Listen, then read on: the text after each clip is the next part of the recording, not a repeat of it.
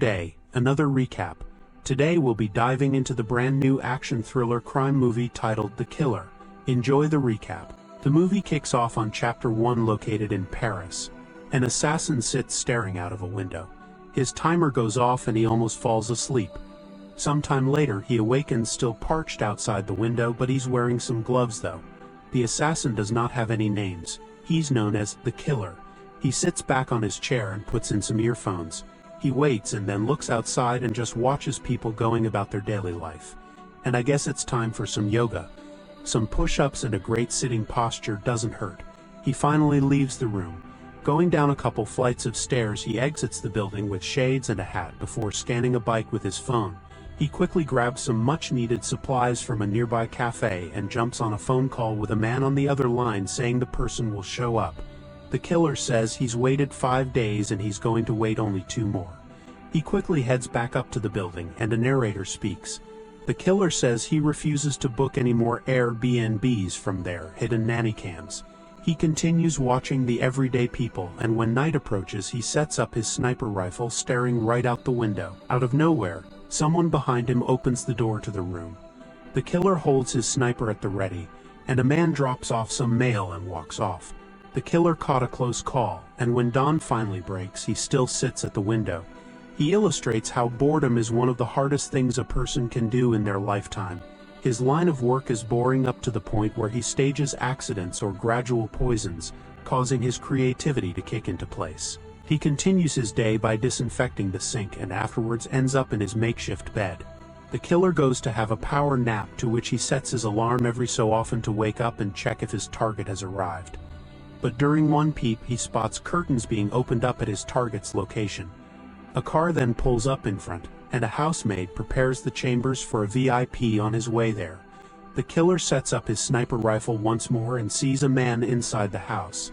After loading the bullets he raises his bed to window level and spots more people entering the building. The maid greets more of her guests and the killer chucks in his earphones and spots a woman being guided to a room. He follows to chuck on his hoodie and says a mad quote, "I don't give up." The killer then sits with his earphones in, watching the man until his watch alerts him to his heart rate. He looks back at his scope and spots his target coming into view with his window. He gives himself a speech about morals and whatnot, which actually drops his heart rate. The target's wife is also in the room, and when the killer fires the shot, he misses his target. The guards shut the blinds and the killer now has to pack up all of his weapons. He quickly dons a motorcycle helmet and runs towards his scooter. He jumps on and speeds away as cops approach from all areas. As he drives, he dumps his gun in the garbage truck on the street and continues driving away. But soon enough he spots police swarming the streets. He pulls a Jason Bourne tactic on the stairs and continues going through alleys and just managing to avoid police. He ends up stopping his bike at the bottom of stairs and climbs them.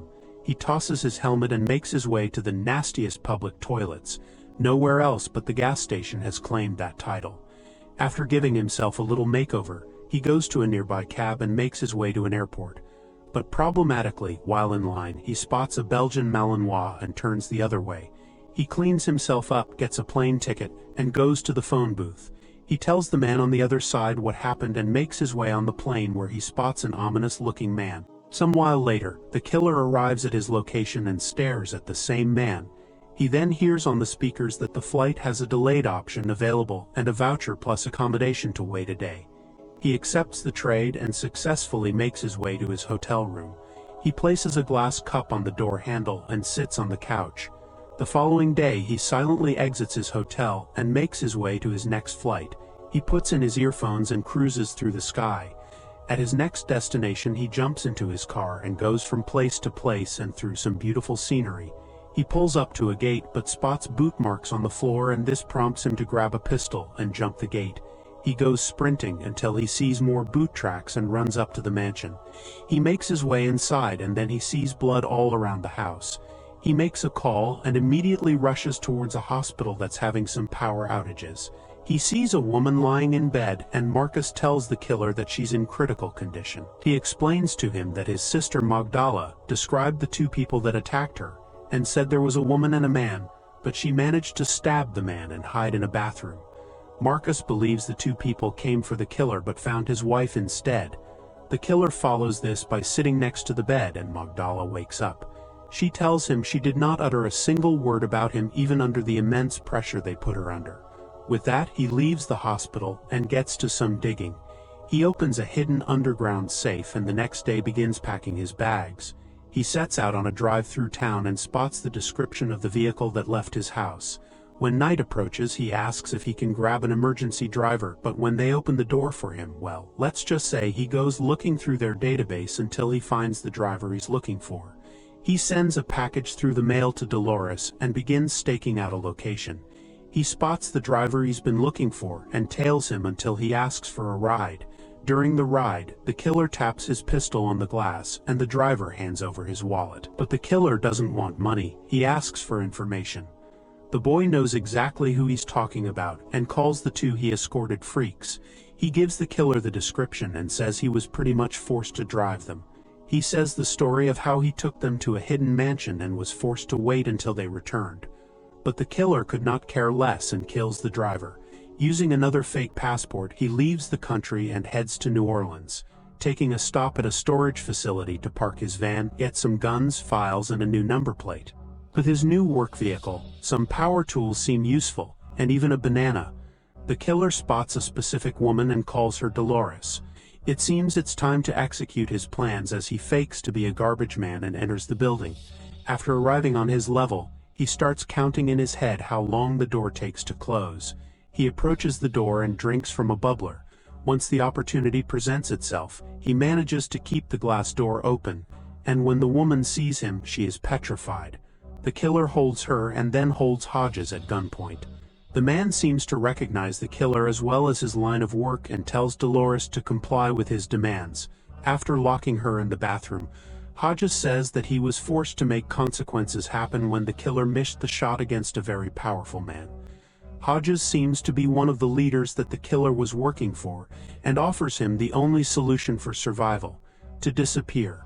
Hodges goes into a backstory saying he brought everything from the ground up, but the killer wants to know where his backups are. Hodges says there is nothing and that he will not dare to harm him. But Hodges is mistaken and is shot in the chest by a nail gun. The Equalizer would be proud of him. But anyways, the killer says Hodges has 6 minutes to save himself but dies on the spot, and the killer's timing was way off. He heads to kill Dolores but quickly finds out that she knows the names he's looking for.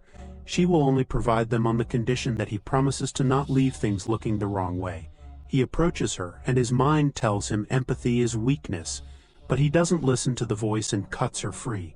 But problematically, she sees Hodges and passes out, after the killer chucks Hodges into the garbage can. The scene cuts to later that night where Dolores is taken for a drive.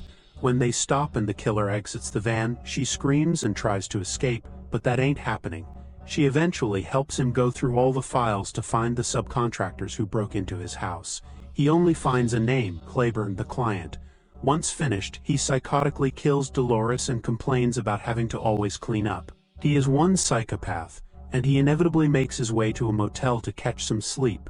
After cleaning his van and grabbing a bite, there's not much else to do than to head to Florida. He arrives at the address provided earlier, and spots some men at the location. As night approaches, the killer spots the men from earlier leaving. He decides to follow them, and sees one of the men heading back to his house. He approaches the fence and spots a massive dog barking at him. He tosses it some food which it eats and runs back to its owner. He once again patiently waits, but this time enters the property when the dog isn't present. He stealthily walks around to find the dog napping and continues until he walks in the house through the front door.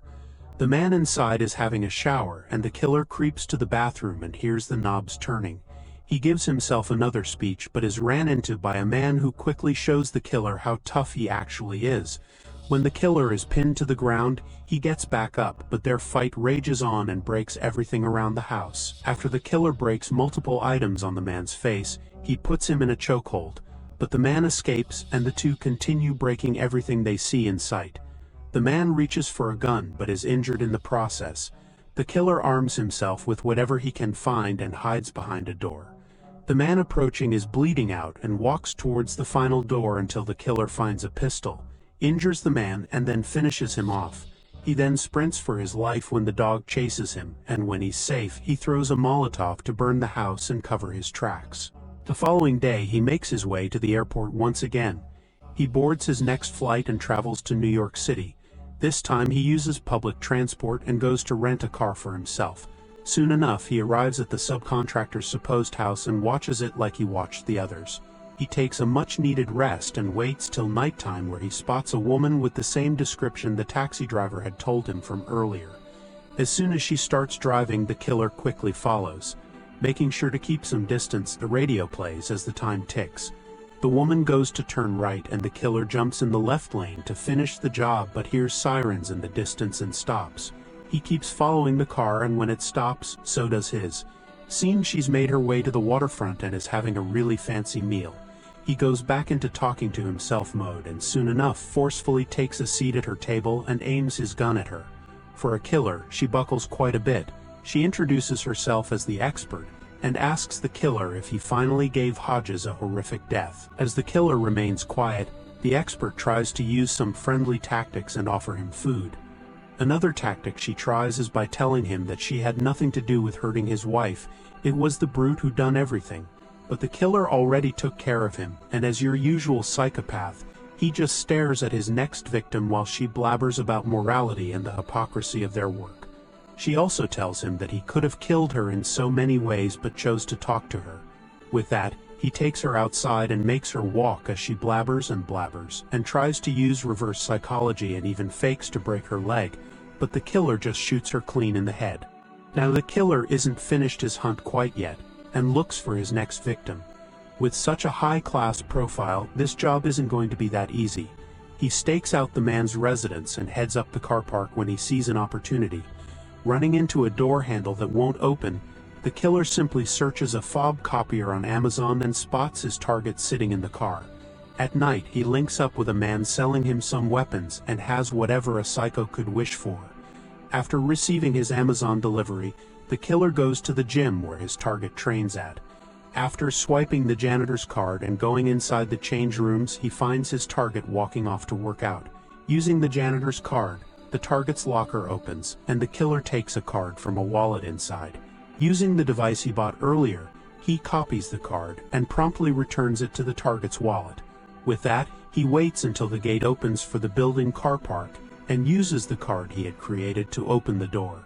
Using the nearby elevator, the killer heads up to level 27 and walks right into the billionaire's abode. The man chooses between which bottle he wants to drink and gets scared once he sees the killer. Claiborne has no idea who the killer is and offers money, but when the gun is pointed at him, he almost begs until the killer asks him if there is a problem between each other. Claiborne is over the top confused, but quickly realizes what's going on when he sees the card that the killer showed him. He explains to him that after he missed the shot, Hodges recommended that insurance must take place and the killer be removed. Claiborne uses his billionaire's golden tongue and genuinely tells the killer he has no issue or problem with him. The killer tells him that if he has to come back, he will give him a slow and painful death. After that, he simply walks out of the room and to the street.